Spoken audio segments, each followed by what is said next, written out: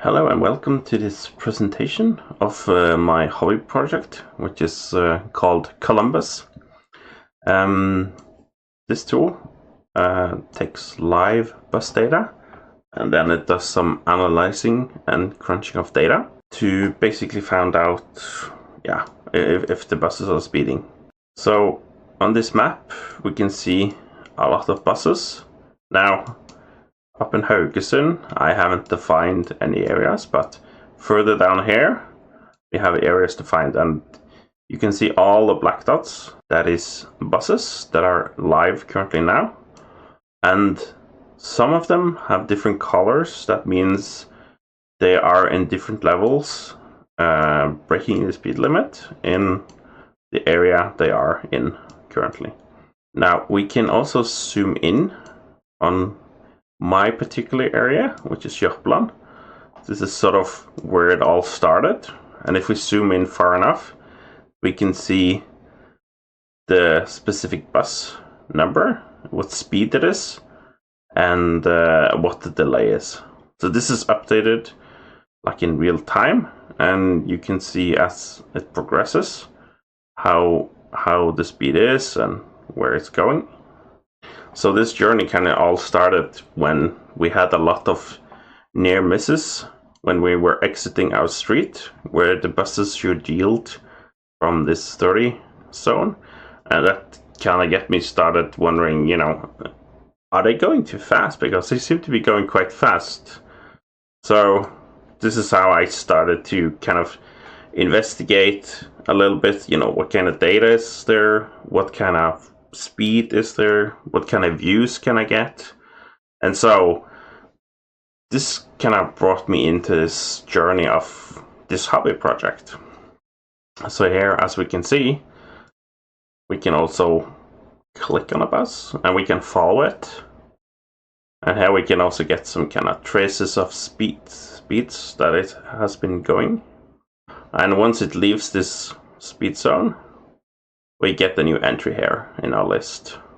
Now, as this bus goes through its places, we can actually go back and check out what this bus has been going previously. So here we can go back in time. So on the top here, that is the latest one. And we can sort of get some statistics of the last 100 recordings, what kind of speed levels have been going. So here we also see like what time it was. Here we show the end date because that's usually the most interesting one to find stuff. We see when it started, what vehicle it is. There's some shortcuts to different views, what line number and the operator max speed and the limit in the current zone. And there's also some helps to see if it's like, is the data valid?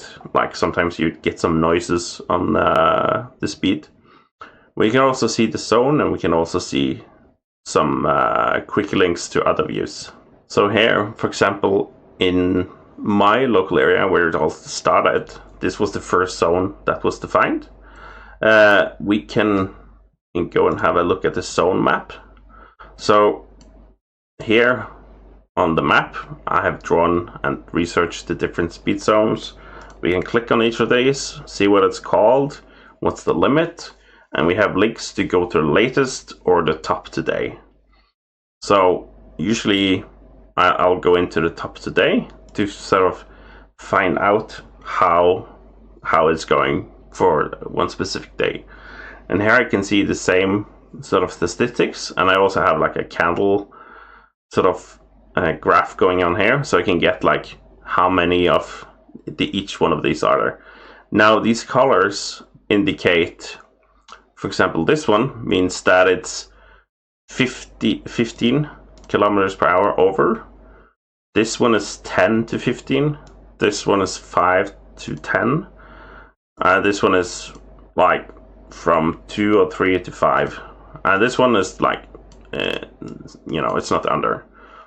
So here we can see, like, this is the top ones for the current date, and you can see here we have some kind of high limits. There's no indication that it's something wrong here. So you can also go in and view a specific record. So if I go in here, I get a nice view. I'll get a trace of the recordings and what kind of speed it was having at the current position. And we also have a graph here, which can help us find out if the data sent is good. And we can also see how delayed the bus is and what kind of speed it was keeping at the different times. Here we also have some sort of more data expanded. But it's also interesting that you can jump back to the zone here or the specific vehicle. What we can also do is we can view a surrounding. So we'll go and view the 10 before that and the 10 after that. So here, I think it's this one. This one was in the center. So I can check out a few of these. And I can actually view them. So I can show selected. So now I can see them all together. I'll get a table over the different entries. And I can also see here on the map and on the graph, you can also see the speed limit changes here. So here we can go in and see that this person, probably had a rush or something. It is quite high. And this is very typically for these areas. They are usually high in the speed, and the number of buses speeding here, especially in this area, is quite a lot. So this project kind of started out near Jørpeland and Tau, because that was sort of the areas that were most familiar and easiest to check.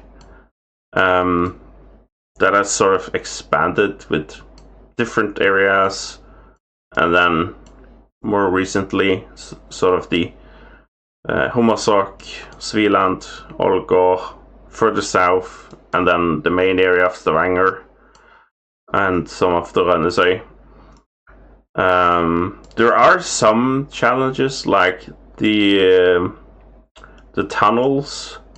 They don't provide good speed data usually, so they have not been added. And then there are some split ups in the zones to prevent the wrong area being recorded. There are some of these areas that are sort of more interesting than others. And I'm still exploring some of the Stavanger areas. I'm not sure yet how it is going here, but I noticed this area, which is called I've called Jåsund Ring. It is a pretty hectic area. There are a lot of buses usually here speeding, and we can also go back per day here and check. So there's usually around 200, and a lot of them are speeding. So here we can see there's some indications that this is probably not 100% correct recording. We can probably go in and see on one of them. So here, we have there are some spikes. So here we can say that, not all of this is that valid, but at least here as well, there are some high ones here. We can go back and then check another one. This is a 79 in a 50 zone. That's pretty good. And then we can see, that's a pretty. It looks pretty good. Doesn't seem off, but that's quite high on this road. And then we can always do the view surrounding and see that there was another one just by it that was also quite high. So there are some of these places that more of the drivers like to speed than, but it's not all of them. And certainly there are places that are worse than others. And the distribution of the number of speeders are quite dynamic in the different places. We can probably also check out the university. That is an area that a lot of buses seem to like to speed. I have myself walked this road, and if it's still like it is when I was there, it's a sketchy place to go quite fast. But it's also one of the areas that are quite high in the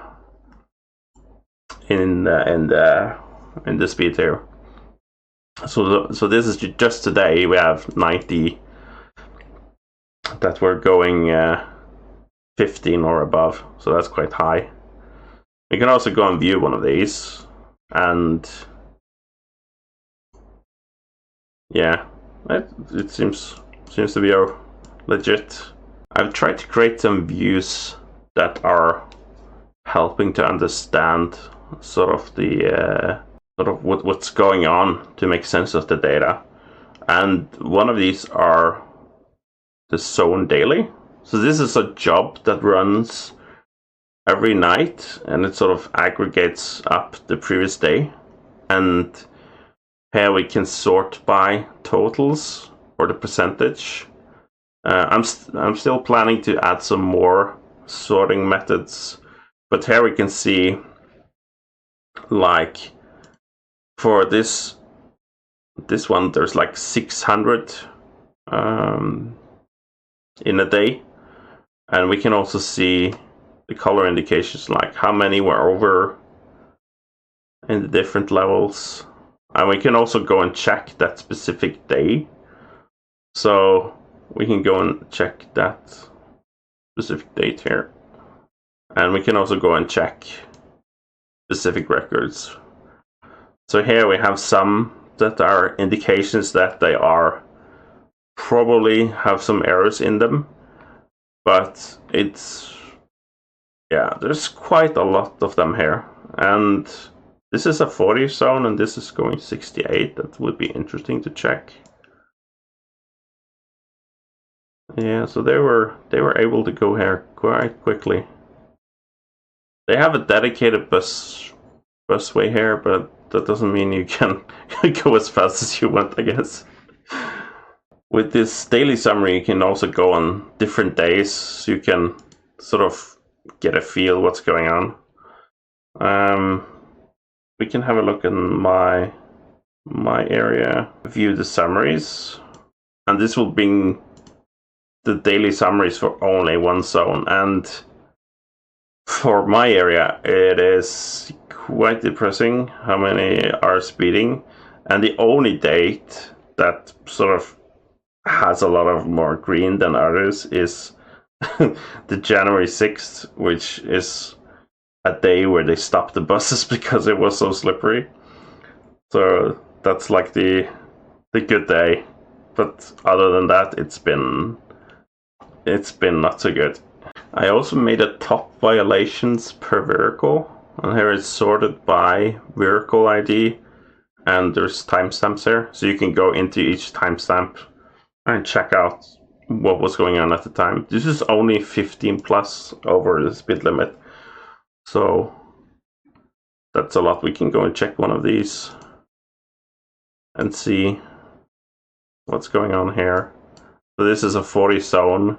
This is probably one of the busways, separate busways. That's pretty high. And we can also go and check the vehicle for the specific day. So you can also say there are some groupings here that are quite high. So we can probably select a few of these. Let's just see if they're not like overlapping. Then the view gets a bit weird. So we can show the selected ones.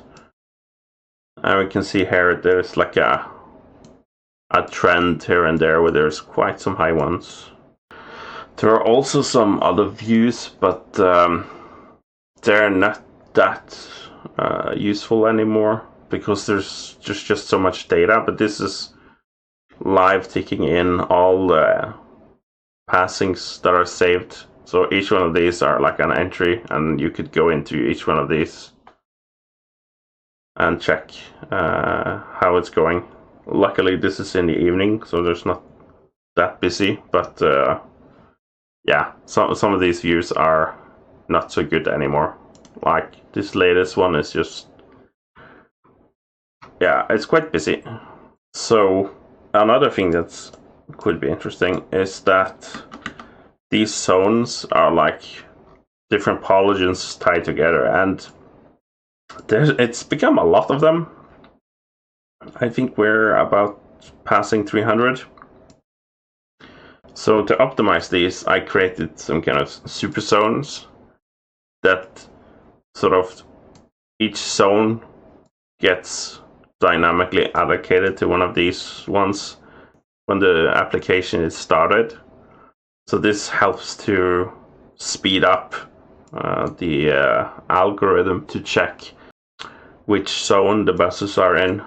So this makes it a lot faster to check a simple polygon to where it needs to check further from which specific zone.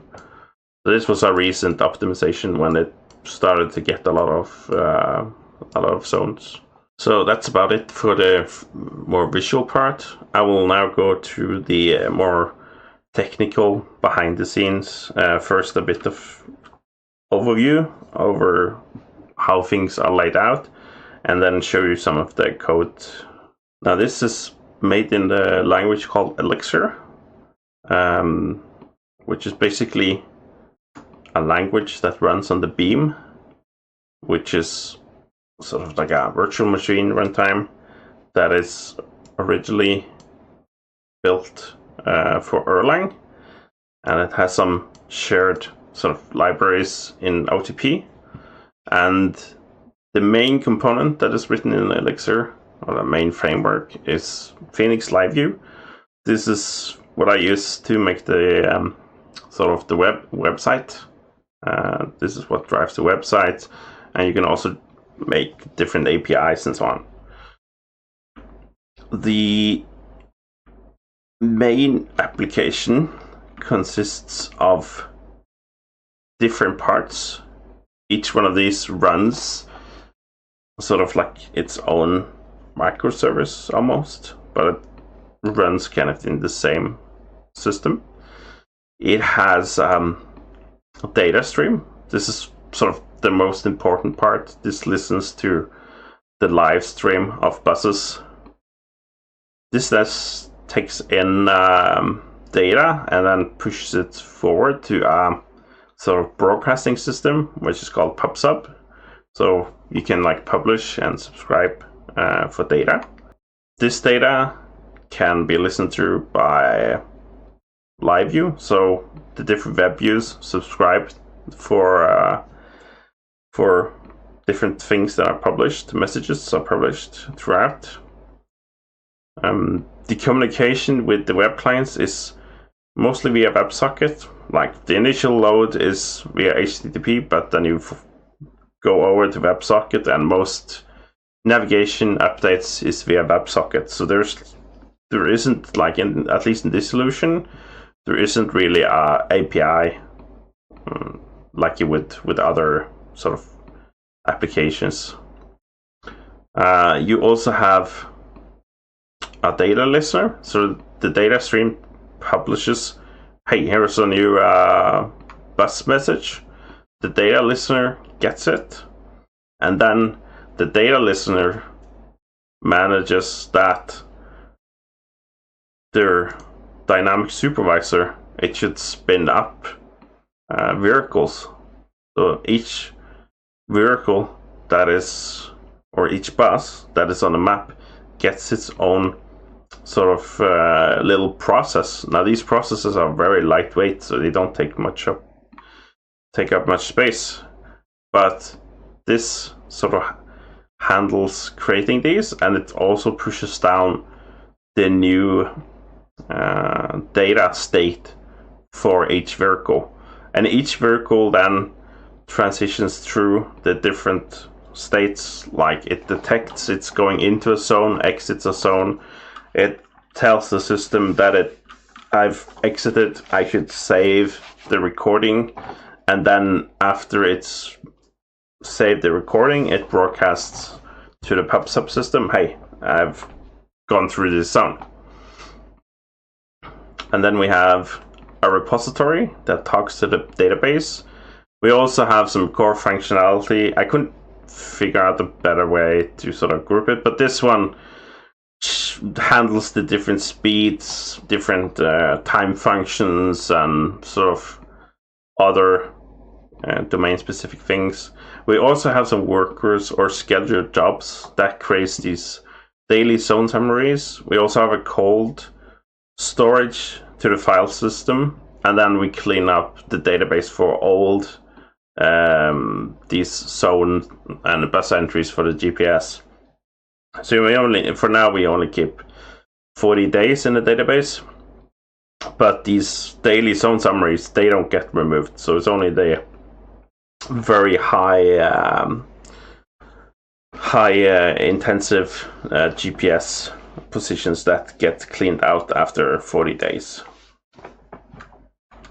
So yeah, that was a brief sort of high-level overview of how the solution is. Now we'll have a look at some of the actual code. Okay, so we'll start by having a look at the main data stream. So this handles connecting to the WebSocket data stream, and then handling timeouts, and then it handles frames that it gets.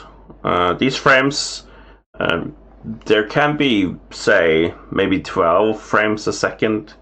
So the vehicles get split up somehow into different sort of packages. So this one takes and finds all the data and then transforms it into a format that this system uses. So we have this pub-sub here that broadcasts there's a buses update, and this is like a message that the data listener handles. So this is like an own sort of process that is running, and it's basically just listening for these data streams that's coming. So when it gets one, it checks that it's a vehicle ID it wants, and here it goes through and checks if this vehicle is already running. If it's running, then it can update. If it's not running, it starts it, and it also feeds in the current state for that vehicle. And for the vehicle, we have a bit more. We have the updating of states. We have some. This is called like a client API. So we have a client API for the Gen server.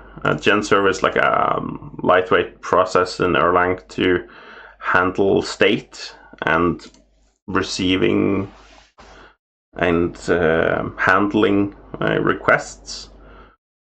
So here we have handling the updated live state. So here we collect and update when we were last updated. We also prepare a message for any sort of system that subscribes to this vehicle. For example, if we are following a vehicle, we can then pick up on this topic, and we can see the live updates. And here we go through and handle some zone transition. We also set some new updates to the state. We also handle the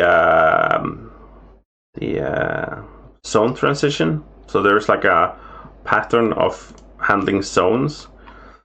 One is that our zone didn't change. That means either we are not in a zone and we don't we just don't record anything basically in our entries list. If not, we add to the list. And then we have, if we are entering a zone, then we record. And if we are exiting a zone, then we save the entries. And then we clear our entries so we're ready for the next zone. And then the default one at the end of these conditions, that is to see that it's actually changing from one zone to the other. Like if there's two zones just next to each other, this will handle this, and then it will save it. Now this also handles, like each time it gets a message, it starts a timeout, and this timeout starts a timer, and currently that timer is 30 seconds. So if it gets the timer, so there's like a timer handler here. If it gets a timeout, it saves it. It tells everyone else that this vehicle timed out with what vehicle it was, and then it shuts down. And that lets us know that it's dynamic supervisor. It can just let go of that process, so that shuts down with a normal shutdown. Now we can also show you quickly how the PubSub system works. To use it, we just include this PubSub, and then when we want to send a message, we basically just broadcast it, and then in our this is the main view. This is where you see the buses moving. So here we also do the same, and when we are mounting this component, we subscribe to buses, and we also subscribe to the vehicle timeout. Now, these then get handled by our update here. So whenever we get the timeout, we push an event, and this push event basically tells the client side in JavaScript that something happened and you have a payload. And so here we also have, for the data stream, we have is there any data, and then if there is data, we pass it through. We also have a minimizing data function that is just to minimize a bit like how we send down the data. So for the client side, we have a JavaScript that is the map, and if we then check out this map live function, we have a handle event here, and then if we have a map live event, we basically create or update these markers on the map. So we can check that one out. Here we basically extract the data that we minimized before, and here we set up the speed classes. This tells us how it shows. There's also some scale steps here, so depending on how far we have zoomed, this will vary, and this controls how big this this icon is, or if it's just like a small dot, or if it's the icon with the actual bus speed. I also feel that using Elixir and using Phoenix Live View really makes it easy and efficient to develop new features, and I've actually been a bit blown away by how fast it has been to make stuff. It has been rare cases that I've gotten stuck because of the technology. It's more been of like coming up with new ideas. And here is like an example where we have this is a list for the latest, and here we basically just have a header, and then we have a live component that we pass some data through. And this data comes from it can come from mount, it could also be from params. If you have some params, like we can go on the vehicle date. So here we have handle params. It takes an ID and a date. We do some magic to it, so we get the local time. And when we put a sign on our socket here, that basically means we can use it in the HTML template. And this also uses the live component, which is zone entries list. And this is a reusable list for zone entries. So that is the main list used for most of the views. And it has some common links to go, and it also handles the show selected entries. And a lot of these views are reusable. So for some places, let me see if we can find one. Yeah, for example, for top, we have actually three different views here. So depending on, there's a live action. So when you set up routing in this, you can assign a live action. So this live action you can pick up later. So a lot of views actually just use this same kind of live view, but depending on what live action comes in, I actually change the title, where's the data coming from. Do we have an input for navigating the date? So there's like a date controller we have here as well. So if we go back to the zone entries, we have a component here for navigating the dates. And then if it exists, we show it, and that handles the date navigation. So it sets up the before and after date with the links and with the dates as well. I've also been adding tests for some of the more important places, but also with the Elixir, it helps that it's a functional language, so there isn't too much side effects except like saving to database, saving to file system.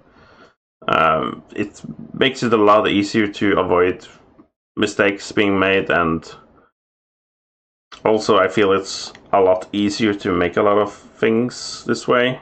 And I also hope this inspires you to check out Phoenix framework or Elixir. They are both very great for real-time applications and can scale quite big. And I hopefully look forward to using this more professionally, because I see there's a lot of potential, and there's a lot of developer UX that is really nice to use. So thanks for listening to my presentation on my hobby project. If you have any more questions or comments, just drop them by in the comments field or send me a message. I'll try to answer or make a follow-up video on certain areas that people are wondering about, or if I make some new features that are worth sharing. Anyways, thank you for listening, and take care.